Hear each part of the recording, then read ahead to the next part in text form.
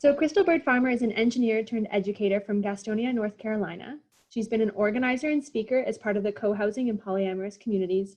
She became the organizer for Charlotte Cohousing in 2016 and has been involved in cohousing and the intentional communities movement ever since. She's the website editor for Black and Poly, an organization promoting healthy polyamorous relationships for people of color. She also serves on the editorial review board of Communities magazine, published by the Global Eco-Village Network, United States. Crystal is passionate about encouraging people to change their perspectives on diversity, relationships, and the world. She's spoken on numerous co-housing panels and has written articles on creating more inclusive communities. I've asked Crystal to join us because I believe her work and her perspective is invaluable in the larger conversation of co-housing and community building. I'm so thrilled that you're able to be here. Okay, I'm gonna pass it over to you. Okay. Yeah, I don't have any slides to share, but thank you for inviting me. So I am not an architect. I'm not really an expert in anything, but I have talked to a lot of intentional communities. I've been part of the co-housing movement, and through that, I've kind of tried to help others understand how to create more diverse communities and some of the barriers that the co-housing model has in regards to diversity. So first, I'm just gonna talk about why co-housing is good for diversity. So co-housing is a really unique model in that people are involved from the very beginning. You know, they're not just walking up and buying a house. They're actually starting from all the way to envisioning a community and then picking the land and then building that community and then living in it. So when you think about diversity, when you have people who can join together and kind of work together and kind of create their own community, that creates a really huge sense of trust and connection. And that's really a really good benefit of co-housing. When people are working together, figuring out how to decide about different elements of their co-housing community, you know, they have to talk to each other. They have to learn how to communicate, learn how to talk about their differences. And all of that work is the same type of work that we do when we're building relationships. So, you know, even if co-housing is not as diverse as we want, you still have people from different communities and backgrounds coming together and understanding their differences, talking through those differences and creating a greater appreciation for each other. So the other part is that when you have co-housing communities, you often have families come together. You have children being raised in those communities. And when children can be raised in diverse areas, they have a greater appreciation for diversity, and they seek that diversity in their communities when they grow up and start, you know, living as adults. But there are ways that co-housing can be exclusive, ways that co-housing can prevent people of color from being a part of the movement. One of the basic things is that co-housing is usually very expensive. So, you know, it's already, in some markets, it's already very hard to build new communities. And, you know, they're gonna have higher costs anyway, just because they're maybe retrofitting an area or moving into a high density area. So sometimes co-housing, most of the time co-housing is gonna have a higher initial cost as far as like buying the house. And that can be a barrier to people of color who usually have lower incomes. And when I talk about people of color, I'm talking about Indigenous people, Black people, Asian Americans, Southeast Asians, and I guess not just Americans since y'all are in Canada, First Nations people. So people of color is like this really big category. And within the groups of people of color, you have people who are more marginalized and more likely to have lower incomes. And that includes Black people, Indigenous people, and Hispanic, Latino people. So they're more likely to have lower incomes, which means they may not be able to afford the down payment on a house, they may not be able to get a mortgage, and they may not be able to actually participate in co-housing. So Grace talked about her community, which uses a renter model, and that is a really great way to help families be a part of co-housing. It's just not the majority of co-housing communities that have been built.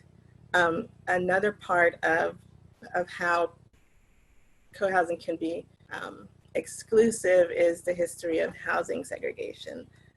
So I'm American. I know a lot about how housing and how laws were made in the US to kind of prevent minority communities from encroaching onto different parts of the land. So I can explain that and you can see if it has any parallels in Canada. But from the time after the Civil War up until now, there have been housing policies at the local, state, and federal level that prevent race mixing. Back in the 20s and 30s, it was very specific in that the federal housing and mortgage lenders said we can't have we can't have houses of Black people right beside houses of white people. So they had these rules, and they used something called redlining that you may have heard of, where if somebody wanted to buy a home in a minority area and they were white, they would be discouraged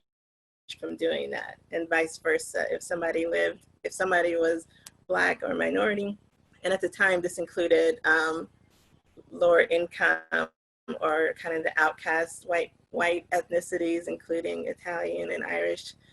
So when those people wanted to buy in the white, middle class neighborhoods, they were prevented from doing that. Then you get around to the 50s in the United States, where the baby boomers, FHA started creating a loan program to finance mortgages out in the suburbs.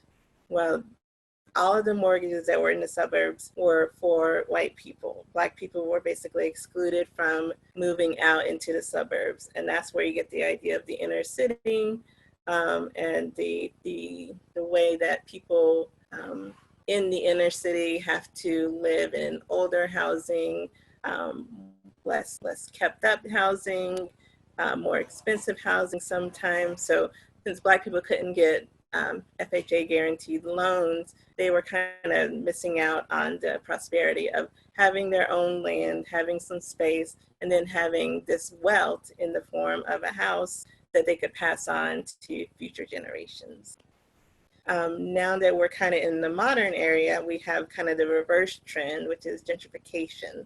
So now we have inner city neighborhoods that are majority and minority, and now that they're attractive to white and middle class families, those areas are being gentrified, which means that the more wealthier people are coming in, they're buying land, they're fixing up the houses, they're building new communities, and they're pricing out the people who already live in that neighborhood. And so if you have a co-housing community that is looking for land and they decide to build in the city, they may be building on top of a historically Black or minority community and not making, and they have to purposely make their community accessible by building cheaper houses, having vouchers or some type of compensation or subsidy,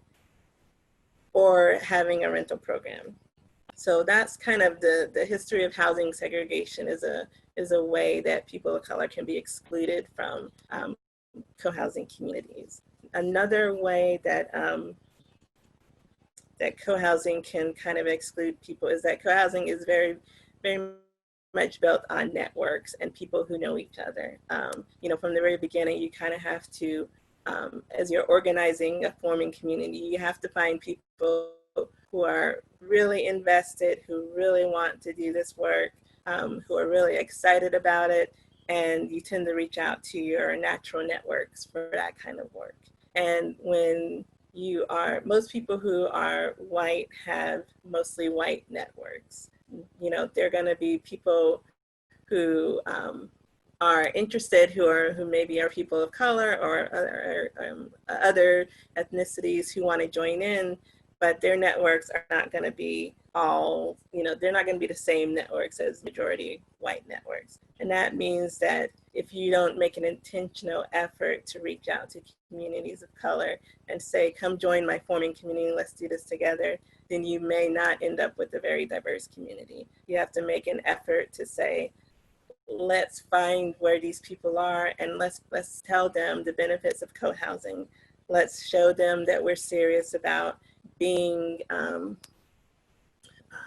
anti-racist, and I'm going to talk about that a little bit later. But that, you have to make an effort and you have to really prove that you're wanting to reach out to other communities. You can't just expect people of color to walk up to a co-housing community and say, I'm in. I mean, there may be a few people who do that because co-housing really is an attractive offer, but there's still more work to do. Another part of how co-housing can be exclusive is that co-housing is, like I said, is very participatory. You're having meetings from the very beginning, and then when you get moved in, you're having community meetings. People are helping keep up the common house. You're sharing labor. You're interacting with your community members. And for families that may have lower income or have different cultural issues going on, co-housing can be a difficult endeavor. So if you have a lower income family that is working second shift, for example, they may not be able to attend the community meetings in the evening. If you have a family where both parents are working, they may not be able to have one person come to the brunch or the potluck and cook food and participate in that community.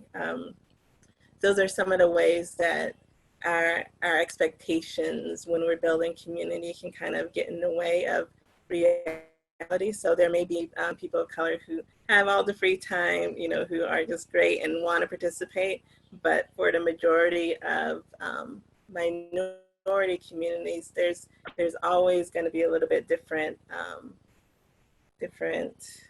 actually, what do I want to call it? There may be different circumstances for people of color as opposed to the majority white people who are forming the community.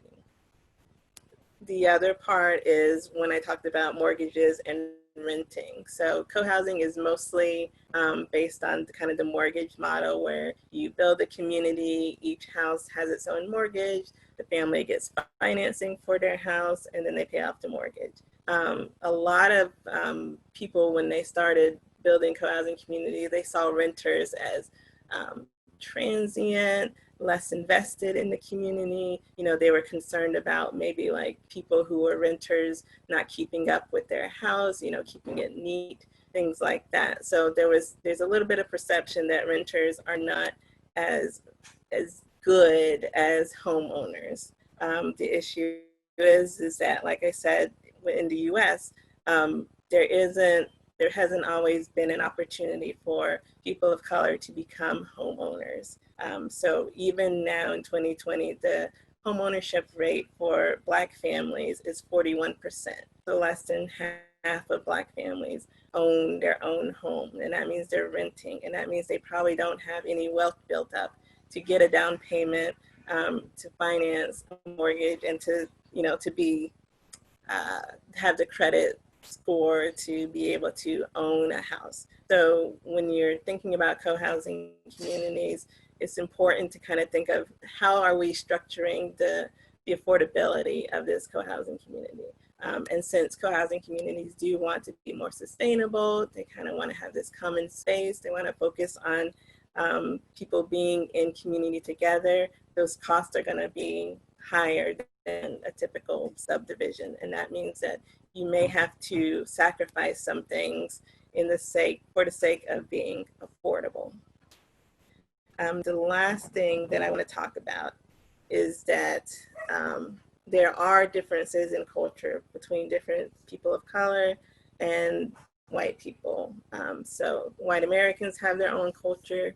I'm sure Canadians have their own culture. African Americans have their culture. When you are part of a community, the majority rules, basically. So whatever the culture of the majority is what the culture of everybody else is supposed to be.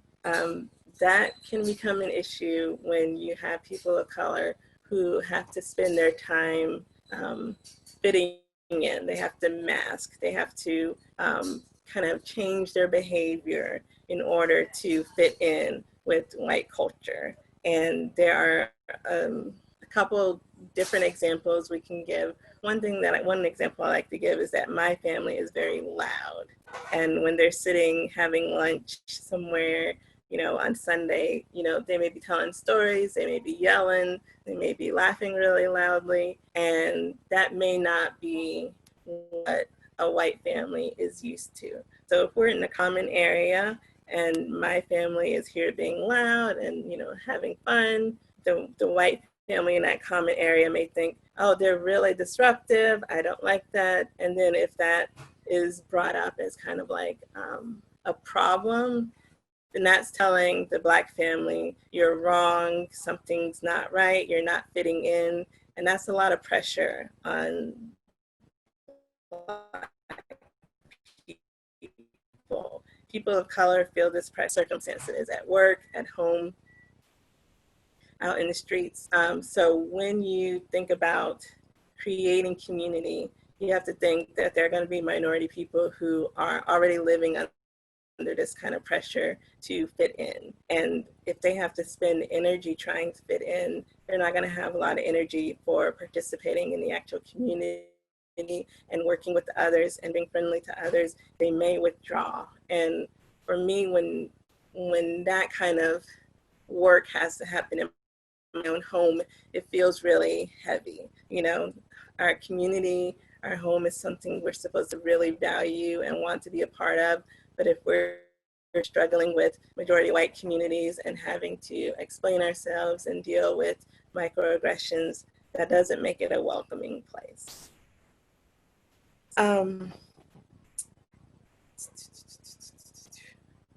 I want to share my screen. There's a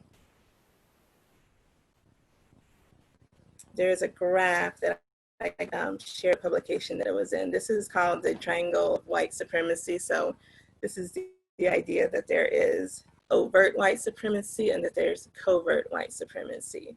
So what this is coming from is that white supremacy, is the basis of first world society. So white supremacy is built into our society. It's not one person, it's not, the government, it's just the way society is built. And all of us spend our time reinforcing white supremacy. So there are ways that white supremacy shows up that can be covert, like at the top of this triangle, but there are a lot of covert ways that white supremacy shows up. And when the people who are upholding white supremacy don't feel the stress of white supremacy, it's the people of color who are being harmed by white supremacy that feel the effects of it.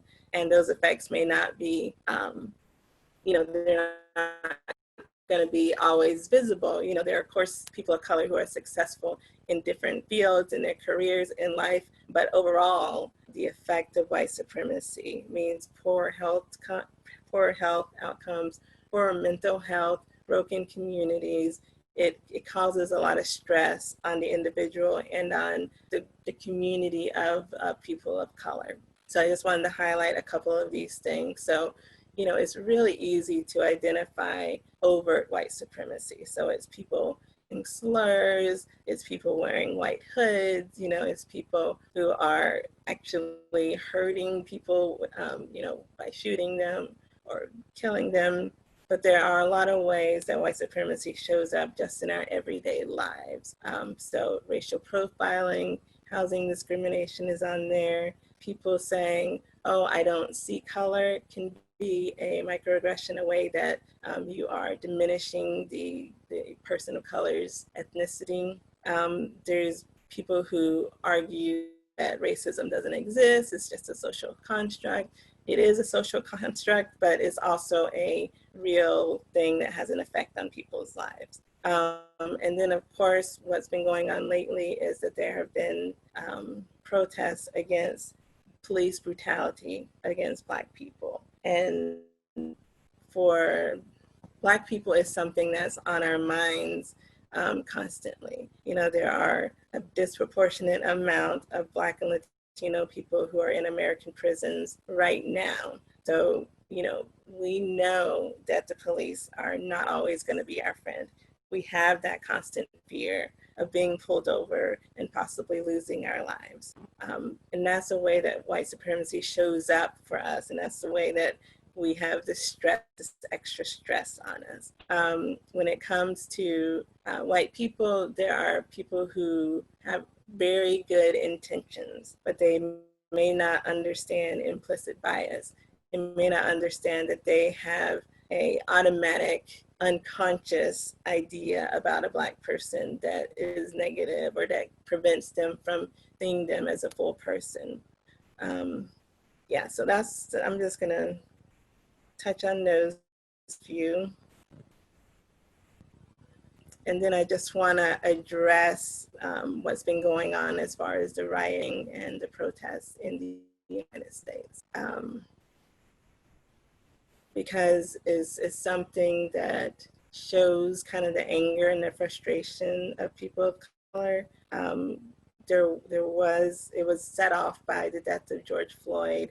It was a Black man. He didn't have any weapons on him. You know, they suspected him of having counterfeit money, and they sat on his neck and killed him.